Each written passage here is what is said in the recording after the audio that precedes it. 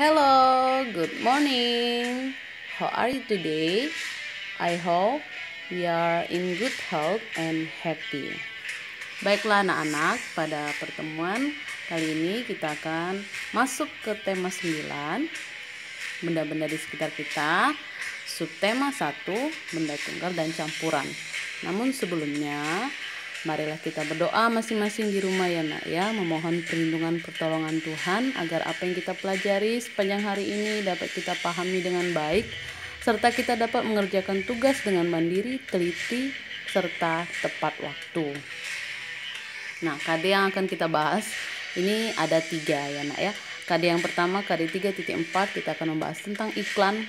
Yang kedua, kita akan membahas KD 3.9, zat tunggal dan zat campuran. Kemudian yang ketiga, KD 3.2, kita akan membahas tangga nada.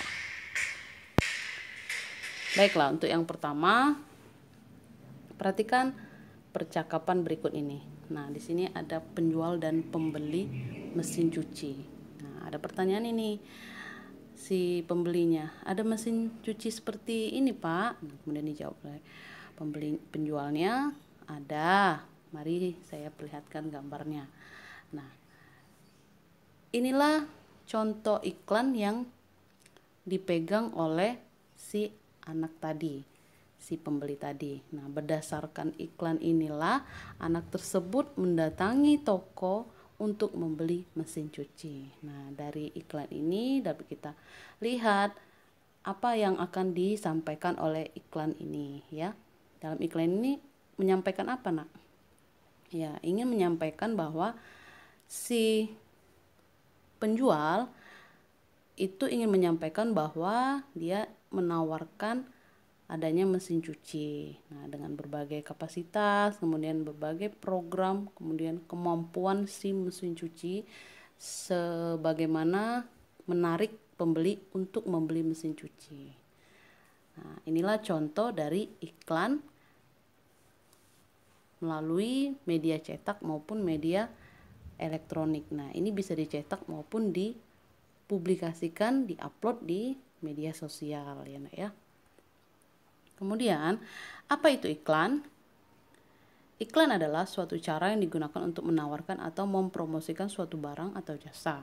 Nah, iklan ini ada di media cetak maupun media elektronik ya. Media cetak seperti koran, majalah, kemudian media elektronik bisa televisi, radio, maupun media sosial ya nak ya. Sudah berkembang di Instagram, kemudian di Facebook maupun di YouTube. Nah, iklan bisa juga kita jumpai di majalah, tabloid, brosur, bahkan di baliho-baliho ya nak ya.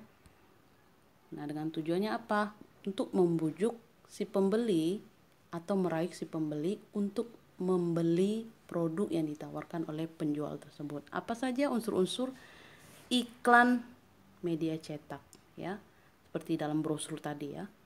Itu ada judul iklan. Pastinya ada judul yang disampaikan di dalam brosur tersebut ya. Ingin menjual apa dia, kemudian ada isinya, apa yang ingin disampaikan oleh penjual tersebut, apa isinya. Seperti dia ingin menjual mesin cuci, kemudian sumbernya, sumber mesin cuci itu berasal dari mana, kemudian ada deskripsi produk. Nah, mesin cuci tersebut bagaimana keunggulannya, kemudian harganya, macam-macam. Bisa dijelaskan serinci mungkin bagaimana mesin cuci tersebut mampu menarik perhatian si pembeli. Kemudian ada alamat dan nomor kontak sumbernya. Sehingga ketika dibagikan brosur tersebut dengan menghubungi alamat dan nomor kontak, kita bisa memperoleh si pembeli tadi melalui brosur ya nak ya. Kemudian mesin cuci tersebut pastinya memerlukan air untuk digunakan pada saat mencuci. Nah, ternyata air itu merupakan suatu bentuk yang dinamakan zat tunggal. Ya, karena air belum tercampur dengan apapun. Nah, air yang belum tercampur dengan apapun ini termasuk jenis zat tunggal. Zat tunggal ya. Nah, selain air yang ada di benda-benda sekitar kita, ada lagi yaitu benda padat, benda gas. Benda-benda itu menempati ruang dan memiliki massa. Artinya, benda-benda itu bisa diukur volumenya dan bisa ditimbang massanya. Segala sesuatu yang memiliki massa itu disebut materi. Nah, ini tadi materi adalah segala sesuatu yang menempati ruang dan memiliki massa, ya. Massa adalah sifat fisika suatu benda untuk menjelaskan perilaku objek. Biasanya massa ini disebut dengan berat. Nah, seperti ini contohnya. Air hangat menempati ruang dan memiliki massa. Ya. Susu bubuk menempati ruang dan memiliki massa.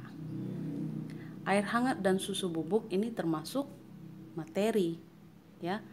Karena apa? Segala sesuatu yang dapat menempati ruang dan memiliki massa disebut materi. Contoh materi, air hangat dan susu bubuk. Kemudian masih banyak contoh materi yang ada di sekitar kita ya, seperti kecap, gula, susu, kental manis, garam. Itu termasuk materi.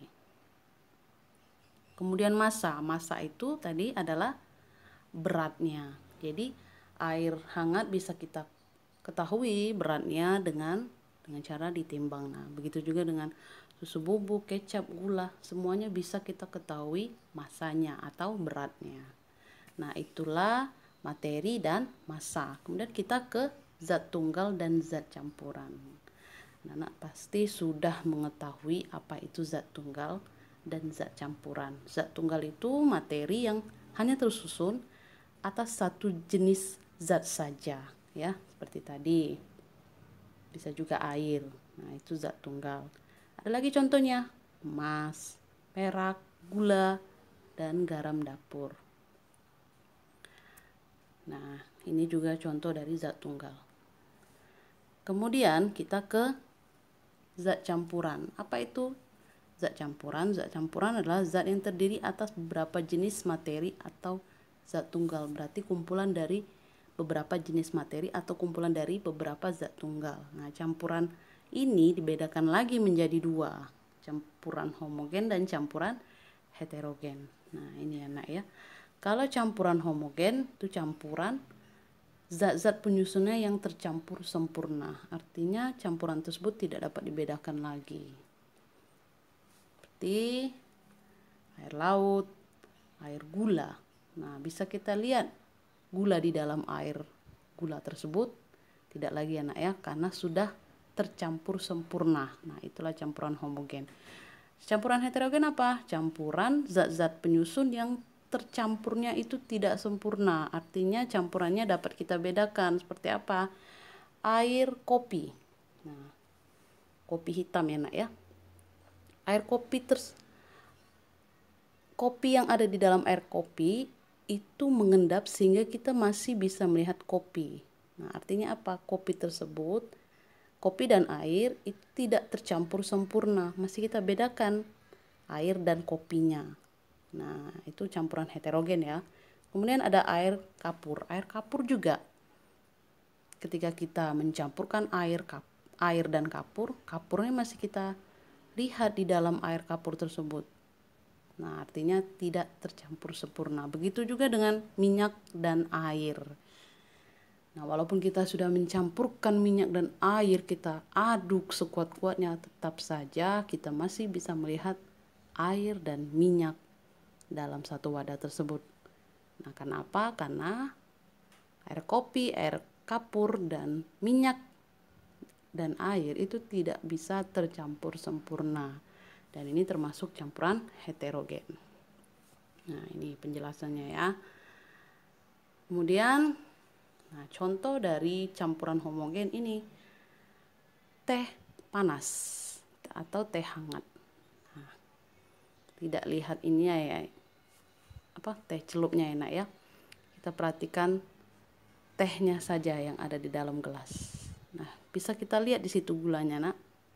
Tidak, karena sudah tercampur sempurna di dalam air, sehingga air teh tersebut disebut dengan campuran homogen. Kemudian, nah ini es teh. Nah, beda tadi teh panas, sekarang es teh. Kenapa dia disebut campuran heterogen? Karena di dalam es teh ini masih kita lihat es batunya, ya, yang belum tercampur sempurna walaupun sudah diaduk. Nah, inilah yang disebut dengan campuran heterogen. Nah, air merupakan contoh zat tunggal. Nah, sudah kita ketahui apa itu zat tunggal, kemudian sudah kita ketahui apa itu zat campuran. Nah, air yang murni ini terdiri atas satu jenis materi saja sebagai penyusunnya, ya. Di dalam rumus kimianya itu H2O. Air sangat dibutuhkan oleh manusia dalam kehidupan sehari-hari. Air tidak hanya untuk diminum, namun berbagai aktivitas manusia banyak memerlukan air. Air untuk membersihkan badan dari kotoran, air untuk mencuci baju yang kotor, air untuk memasak, air untuk menyiram tanaman supaya subur, dan masih banyak lagi kegunaan air yang dapat kita rasakan sampai detik ini, Anak, ya. Nah, seperti lagu yang berjudul Air ciptaan Yanti. Nah, mari kita nyanyi bersama-sama lagu berikut ini.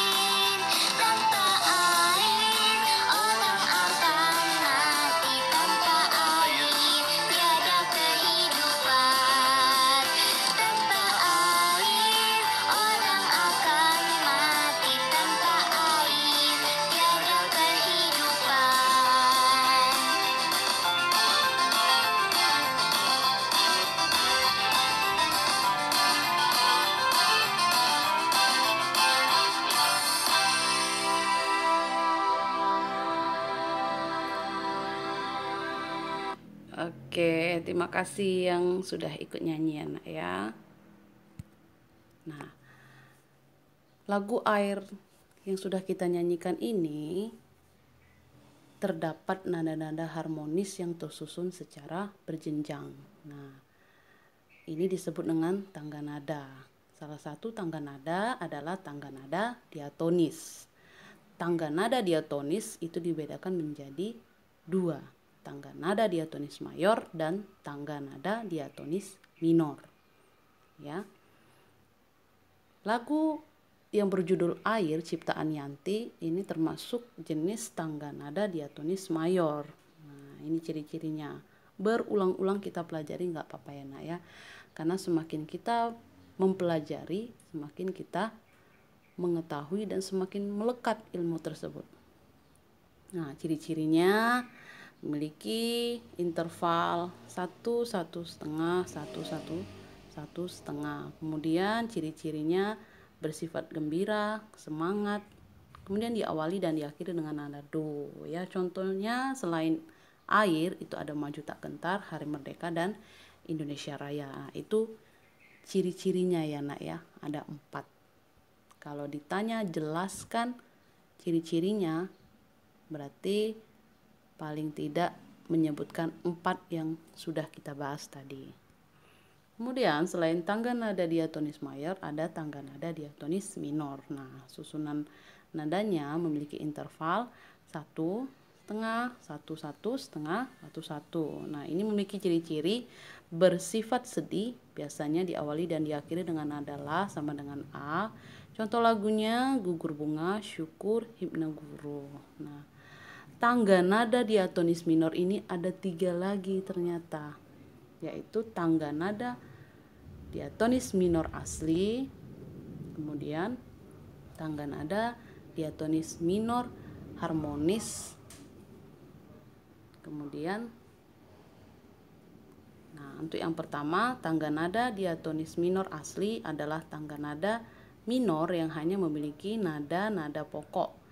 Nah, belum mendapatkan nada sisipan, ya. Yang pertama, ini tangga nada diatonis minor asli, tangga nada minor yang hanya memiliki nada-nada pokok, belum mendapatkan nada sisipan, ya, masih asli. Nah, itulah tangga nada diatonis minor asli. Nah, seperti yang ada di sampingnya ini intervalnya. Nah, ini ya nak ya, tangga nada diatonis minor asli. Kemudian yang kedua, ada tangga nada diatonis minor harmonis. Yang ketiga, tangga nada diatonis minor melodis. Nah, ini bisa anak-anak baca dan anak-anak pahami, ya. Bisa anak-anak cari lagi perbedaan yang lebih spesifik, bisa anak-anak lihat di YouTube maupun di referensi lainnya. Nah, kalau yang harmonis, ini tangga nada diatonis minor yang nada ketujuhnya itu dinaikkan setengah laras dan saat turun jaraknya tetap sama. Kemudian kalau melodis, ini tangga nada minor yang nada ke-6 dan ke-7-nya itu dinaikkan setengah laras dan saat turun nada ke-6 dan ke-7 itu diturunkan setengah laras.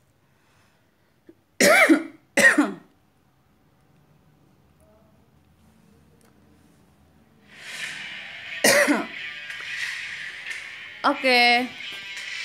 Thank you for your attention anak-anak. Always pray, keep your heart enthusiastic and always happy. Tugas tetap dikerjakan di Google Form yang linknya akan dikirimkan oleh Bapak dan Ibu Guru di WA grup Yana ya. Goodbye. Good morning.